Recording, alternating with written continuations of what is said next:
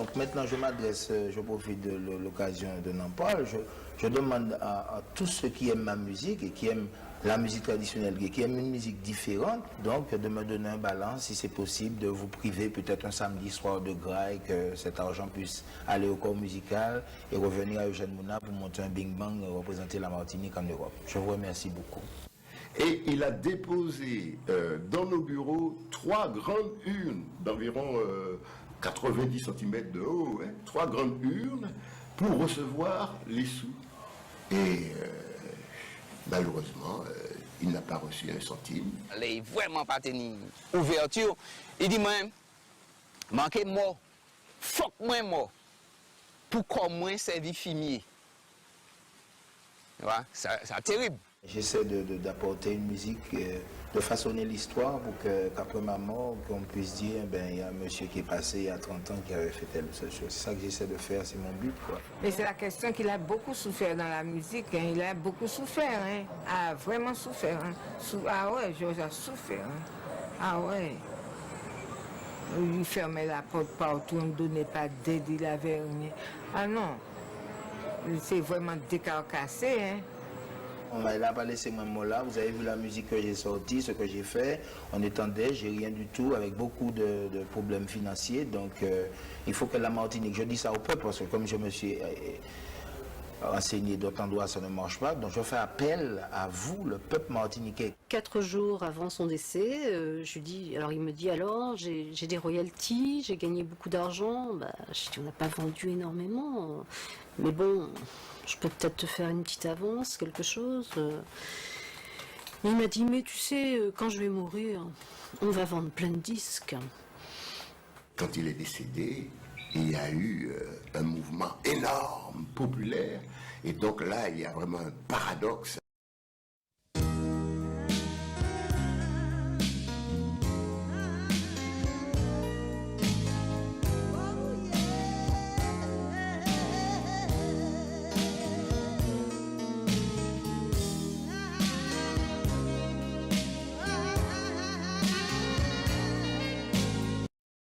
Bonsoir à tous, bien bonsoir, et puis bon, pour ceux qui voient cette vidéo dans la matinée, bien bonjour, bel bonjour. Je fais cette intervention, elle est pour moi solennelle, et là nous sommes en direct de la boutique Bio des Îles et du Vent. Il n'est pas loin de minuit, sinon plus, un petit peu avant le minuit. Et je veux juste faire cette intervention. Quand je vois au loin toutes les images de ce qui se passe dans le pays, quand je vois cette jeunesse qui est en train de se lever, se mettre en colère, j'ai le devoir d'intervenir. J'ai le devoir d'intervenir pour que vous compreniez la profondeur de l'acte qui m'a poussé à suivre cette voix qui me disait « Va, quitte le pays, pars, nul n'est prophète en son pays ». Cela fait 25 ans que je suis engagée dans ma ville, dans ma commune, pour le pays. J'ai commencé d'abord avec les artistes du pays à régler des questions qui étaient les questions de leur survie. Parce que j'avais un jour entendu le cri de Mona, qui disait combien c'était dur pour lui d'être accompagné, comment on s'est moqué de lui quand il a voulu apporter des choses à son pays. Et pourtant, en même temps, on l'invitait à faire des fêtes patronales.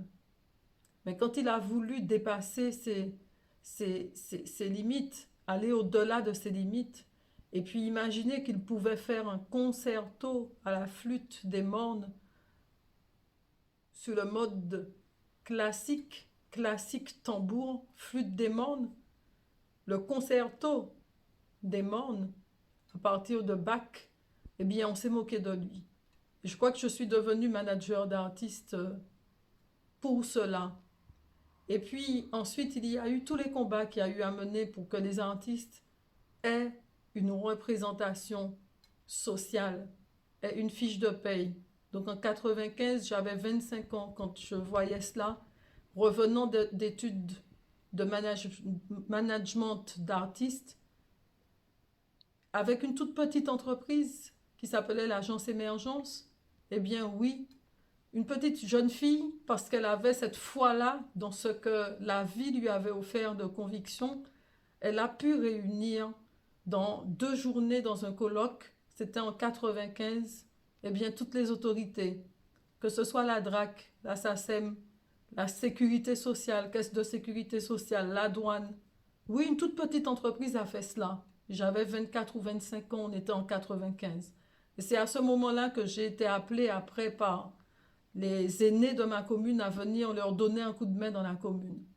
C'était il y a 25 ans. Et aujourd'hui, quand je vois la jeunesse dans cette situation-là, à crier, à demander des comptes, quand je vois justement tout ce qu'ils vivent, tout ce qu'ils souffrent, tout ce qu'ils crient, je me souviens que dans la vie que j'ai menée à la région, la vie régionale, comme élue, pourquoi je suis allée à la région? Juste parce que je me disais que j'avais imaginé qu'en étant dans les plus hautes sphères, on pouvait encore avoir la possibilité d'aller plus vite pour le peuple. Et évidemment, je me suis aussi rendu compte que avec une toute petite entreprise, j'ai pu faire beaucoup plus de choses. Parfois même embaucher jusqu'à 80 artistes, avec le soutien d'un certain nombre de personnes, dont bien souvent des maires, qui ont cru en ce que je faisais.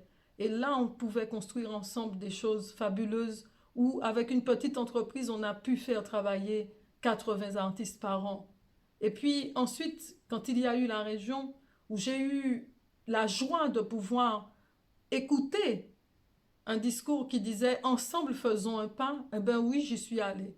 Mais j'ai réalisé qu'il n'était pas évident d'être dans une si grosse institution et que c'était un gros mastodonte qui vous faisait marcher au ralenti.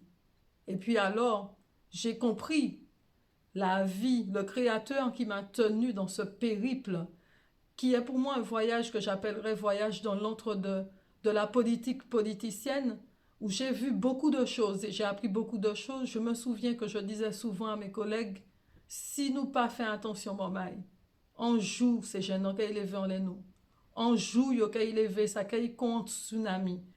Et quand je vois ce qui se passe dans le pays aujourd'hui, eh bien, qu'est-ce qui se passe? Ça me rappelle toujours Mona qui chantait Saint-Pierre. Pendant que d'autres étaient en train de se battre en imaginant que c'est uniquement dans une commune, en prenant les rênes d'une commune, que l'on pourrait apporter une amélioration, qui le font certainement avec sincérité du cœur, pendant que d'autres utilisent l'élection municipale comme un tremplin pour espérer avoir des postes pour de plus hautes fonctions dans les échéances à venir, c'est-à-dire la nouvelle collectivité version 2, eh bien, il y a des jeunes qui sont dans la rue. Mais ça me rappelle Saint-Pierre, 1902, quand le Créateur avertissait le peuple par les nuées, par la colonne de nuées qui remplissait de cendres le ciel, et qu'on était branché sur la politique. On ne regardait pas ce qui se peut passer à Saint-Pierre. Eh bien, volcan pété, mon maille. 30 000 morts. Eh bien, aujourd'hui, le volcan que je vois là, le magma que je vois chez nos jeunes, le magma humain que je vois, ça fait un moment que je le dis. Il faut qu'on prenne soin de la jeunesse. Oui, il est beau de parler des jeunes. Oui, il est beau de développer sur les jeunes. Mais si on ne s'occupe pas de ce bout-là du pays, eh bien, c'est l'arrêt. C'est un arrêt. On parle de génocide. On parle d'autre chose, mais le génocide mental, le génocide qui gangrène sur le plan social la vie et le devenir de jeunes, à qui on dit quoi? Vous êtes empoisonné, on vous empoisonne. Eh bien, ce génocide-là, il va être en marche. Mais on n'aura pas à aller regarder ce qui se passe ailleurs. Il y a un moment où on doit se poser. Il y a un moment où on doit regarder de l'intérieur et comprendre l'erreur de nos pères.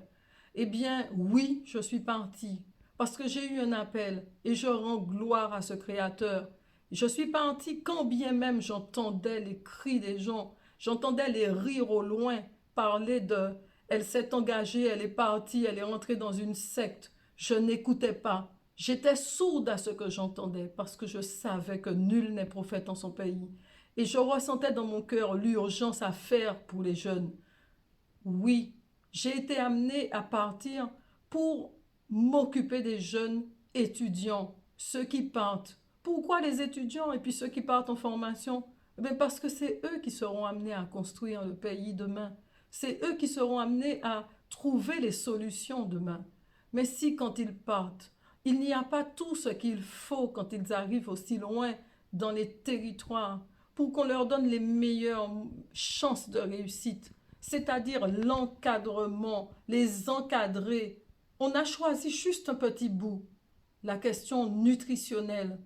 Si vous croyez, si l'on croit que cette boutique que je vous ai présentée en janvier, début janvier, est un caprice de quelqu'un qui décide de tourner le dos à son pays pour vendre sa maison et puis juste acheter une boutique, nous allons nous tromper. Cette maison, elle n'est que le témoignage de ce que nous avons à faire, notre génération. Eh bien oui, en 2019, c'était le jubilé. On a tendance à fêter des jubilés au champagne. On a tendance à mettre une bouteille carrée en épaules carrées. On a tendance à boire quand on fête le jubilé. Eh bien, nous avons choisi avec mon époux d'inaugurer cette boutique. C'était le jour où ma mère, je suis sortie du ventre de ma mère, on l'a inaugurée. Cette boutique est juste un espace pédagogique pour que nous puissions former des jeunes, qu'ils connaissent la vente, que nous puissions former de jeunes chefs d'entreprise, que nous puissions accompagner des étudiants qui, quand ils partent, ils ont raté leur première année d'études, qu'ils ne se retrouvent pas sans rien, sans espoir, et que nous puissions aussi, avec cette entreprise que nous avons montée à côté de la boutique Biodésiré du Vent, qui s'appelle ADVTV, Agence pour la détection et la valorisation des talents et de la vocation, récupérer les jeunes qui décrochent, qu'ils aient ou pas de diplôme, qu'ils soient partis préparer des études et qu'ils aient raté leur première ou leur deuxième année, mais nous leur disons, venez, nous allons vous former comme nous pouvons, mais nous vous formons à quoi? À la culture d'entreprise, à la culture de l'entrepreneuriat. Pourquoi? Parce qu'il faut qu'on arrête de dire à nos jeunes qu'on va leur promettre du travail dans les institutions. Nous savons que ce n'est plus possible. Nous savons qu'il n'y a plus de travail dans les institutions. Nous savons que le fonctionnariat n'est plus le modèle qu'il faut. Il a servi à une génération. Il a servi aussi à nous faire rentrer dans un moule d'individualisme. Aujourd'hui, les jeunes sont sans solution. Eh bien, c'est juste cette petite pierre que nous avons posée. Alors, mon maï, si nous rivons, mettez en l'en et pilote. Et puis quand yon essaye faire un bagaille, nous toutes nous mettons comme nous derrière pour faire Adam en seule avancée et puis en seule trajectoire, du bout de verticalité. Eh bien, à un moment là, c'est un petit roche nous déposer, un petit goutte de l'eau nous déposer. Donc, c'est ce que je voulais dire. Et ce que j'ai envie de dire à mes collègues, c'est vrai que j'entends les personnes de ma ville qui sont en colère contre moi. Ils foutaient quoi Perpignan et puis pas qu'à venir faire élection, c'était chancely. Mais ça fait 25 ans. Ça fait 10 ans aussi que je me suis engagée pour nous dire attention, attention, il y a des problèmes. On est en train de gaspiller l'argent public. Il n'y aura plus rien pour les jeunes si nous mettons tout de côté, nous ne mettons rien de côté et nous nous amusons à jouer aux politiciens, pour certains, eh bien, il n'y aura plus rien pour les jeunes et ils vont un jour se mettre en colère.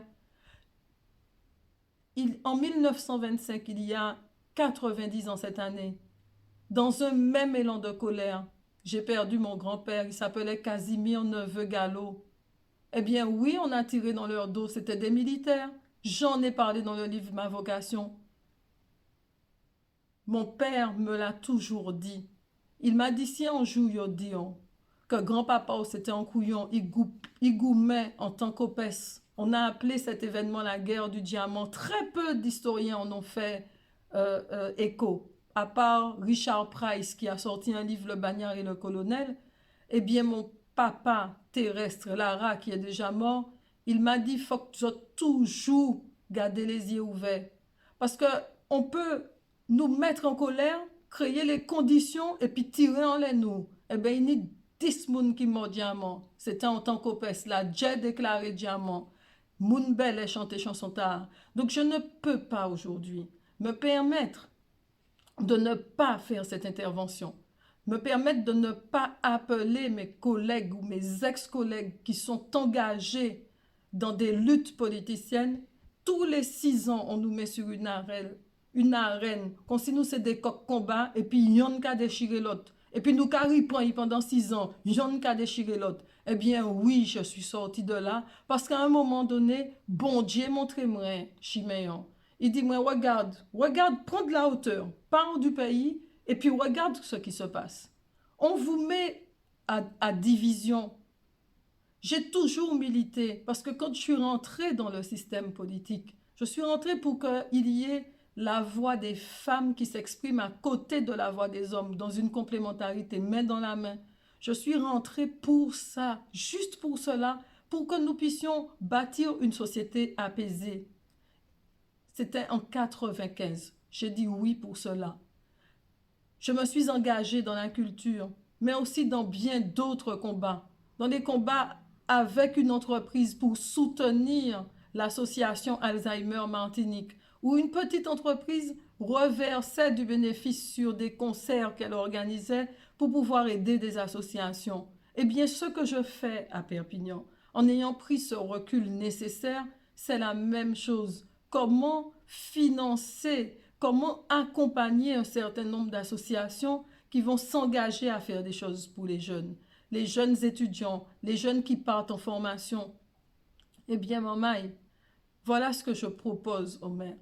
Cette petite boutique qu'on a mis en couveuse à Perpignan, je propose, juste avant cette échéance électorale, que nous puissions prendre les bas des HLM, les rez-de-chaussée des HLM, que nous nous engagions à créer des petites boutiques comme celle-là, de toutes petites boutiques.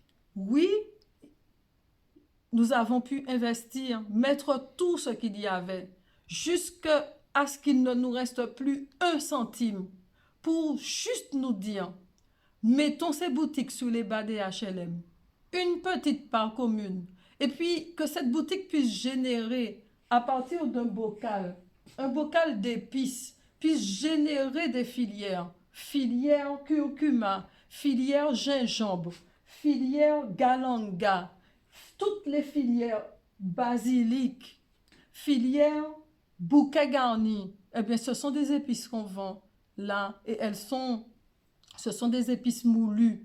Eh bien, oui, nous pouvons faire cela. Et que chaque boutique, nous en avons fait l'expérience, que chaque boutique peut être en mesure de fournir au moins 10 emplois. 10 emplois avec des filières dans l'agriculture. Voilà ce que je propose à mes collègues maires. De manière concrète, on ne peut pas faire de promesses aux jeunes. Nous savons qu'il n'y a pas d'argent dans les communes. Nous savons que les communes sont en déficit chronique. Donc, quelles promesses on peut faire à des jeunes? Aujourd'hui, il y a Facebook. Aujourd'hui, il y a Internet. Les jeunes se renseignent.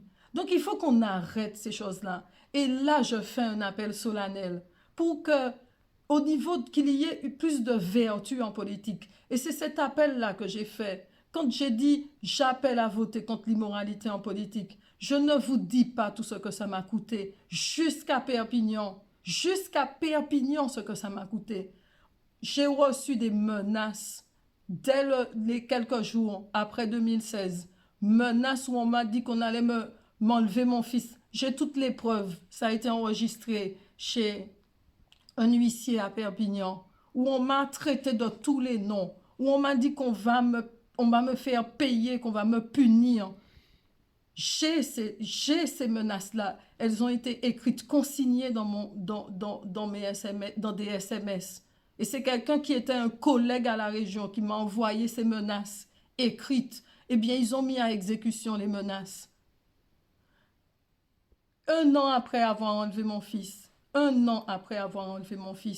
est venu à Perpignan m'accusant dans le cadre d'une fonction que j'avais, 11 heures d'interrogatoire, 11 heures d'interrogatoire à la gendarmerie, à la police, à Perpignan, m'accusant, me mettant en accusation dans le cadre d'une fonction que j'ai eue.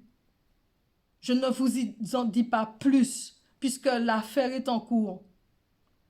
Quand on m'a fait cette chose-là, on m'a mis assignation à résidence à Perpignan, où on me demande, dans le cadre d'une enquête sur une fonction que j'ai eue, où j'étais présidente d'une institution, on me fait signer tous les mois un document à la police municipale de Perpignan, où je n'ai pas le droit de sortir de la France métropolitaine.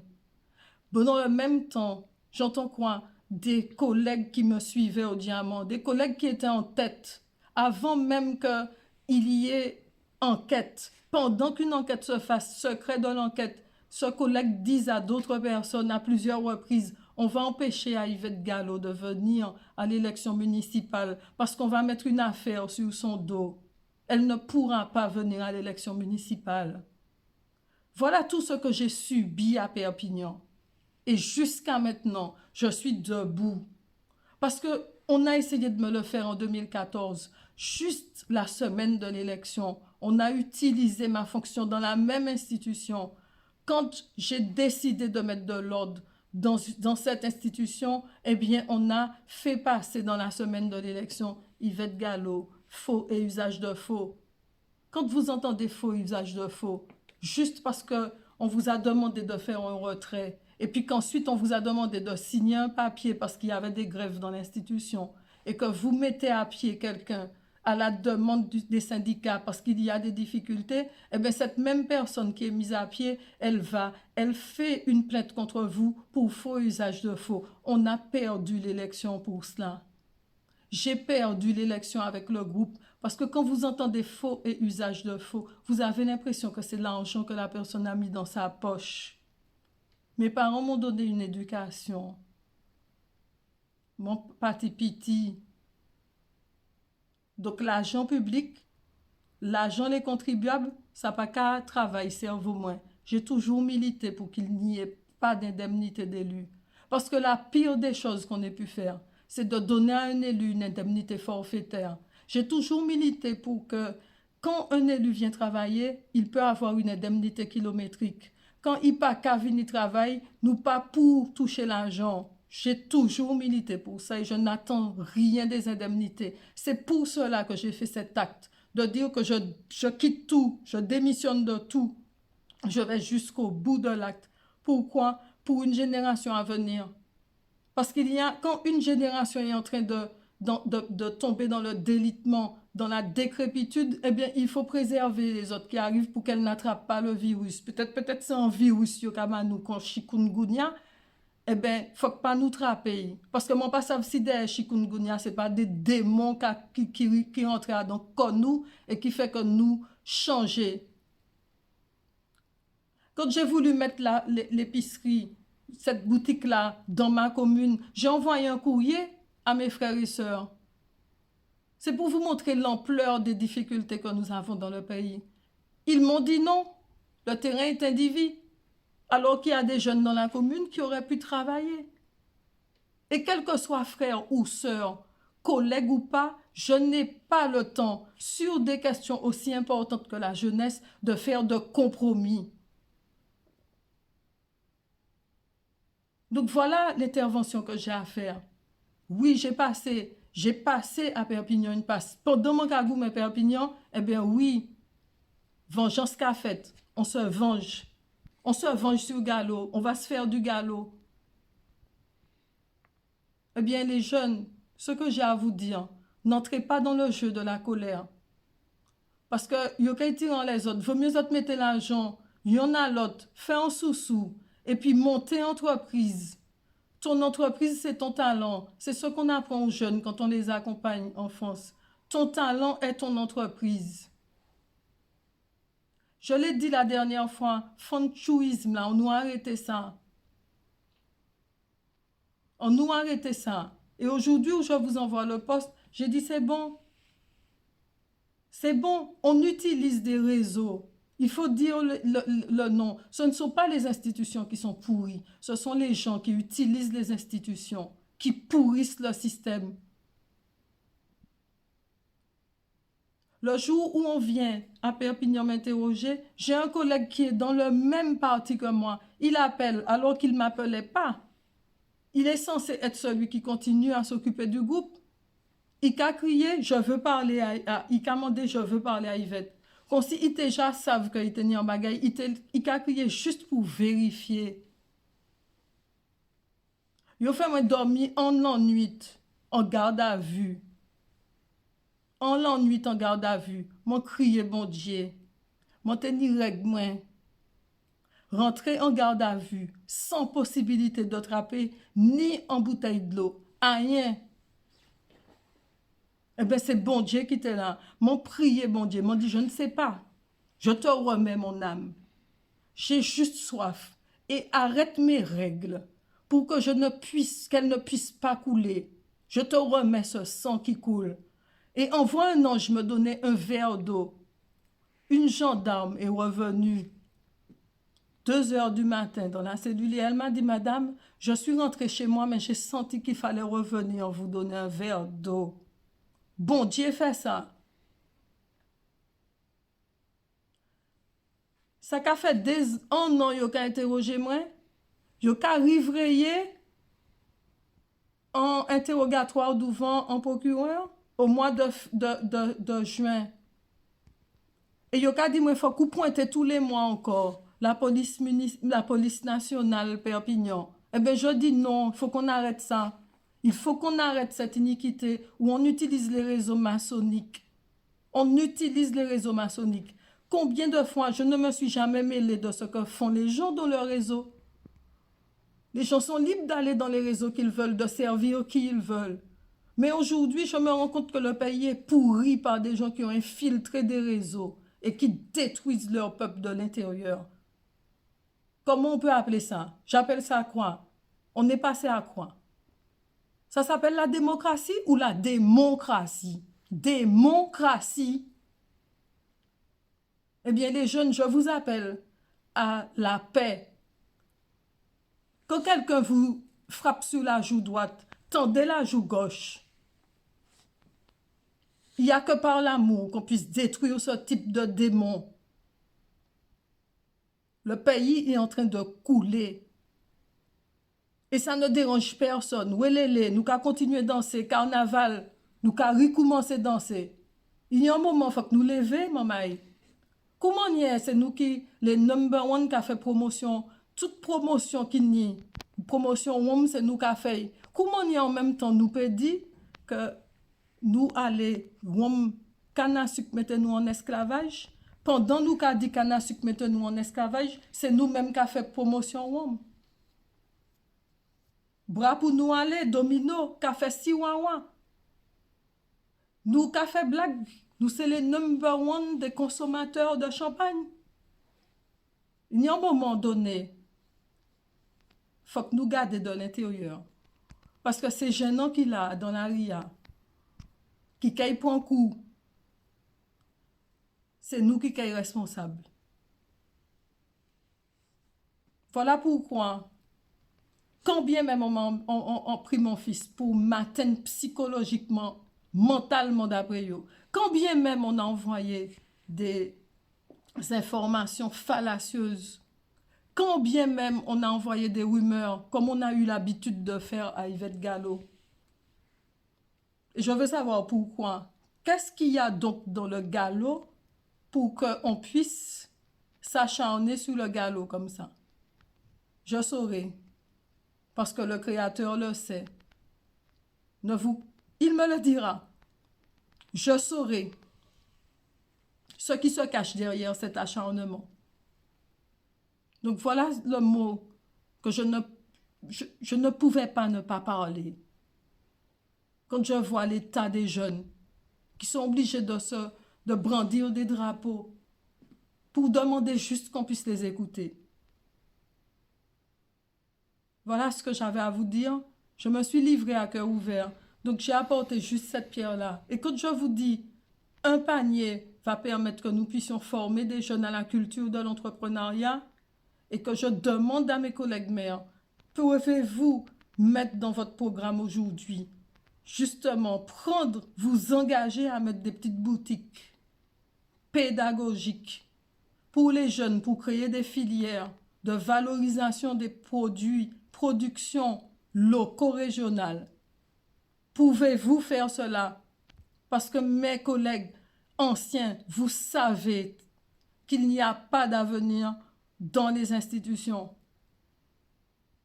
Aujourd'hui, nous avons besoin de jeunes qui soient des entrepreneurs. Voilà ce que j'avais à dire. Les personnes qui font du commerce à grande échelle, ils font le choix de faire leur commerce. Mais nous, je n'ai jamais vu les gens qui font du commerce ne pas se mettre ensemble. Ils sont compacts. Mettons-nous ensemble pour faire quelque chose. Et puis, les problèmes de chlordécone, si nous disons la foi, avec la foi, on peut bousculer les montagnes. Il y a une parole qui a dit que même si au bas en bail qui c'est un poison qu'il a, t'as là bon Dieu qui crée l'univers. Moi pas parler de bon Dieu que yo mettre à l'échelle des hommes, hein. Celui qui a créé l'univers, dont la parole est quantique, le mathématique, scientifique, numérique. Il est capable de prendre tout sol pollué et de transformer par l'énergie de la parole et de bénir le sol. Il faut aussi qu'on commence à se reconnecter à la source quantique. Au-delà de la foi, il y a la conviction et on peut faire déplacer des montagnes. Donc j'appelle aux jeunes, les jeunes pour lesquels je me suis engagée avant comme manager. Vous avez aussi une parole à donner, une parole de paix, prophète de paix. Tous les jeunes qui font du rap, commencez à proclamer la paix. Valé, tu as un boulot à faire. Pline, tu as un travail à faire. Proclame la paix. Tu as une parole que tu peux transformer en parole de positivité pour que vous puissiez construire des entreprises. Et puis tous les autres que je n'ai pas eu le temps de voir grandir. Allons inverser la tendance, les jeunes. C'est par la paix qu'on va réussir. C'est par l'amour. La clé de tout est l'amour. Voilà ce que j'ai à vous dire.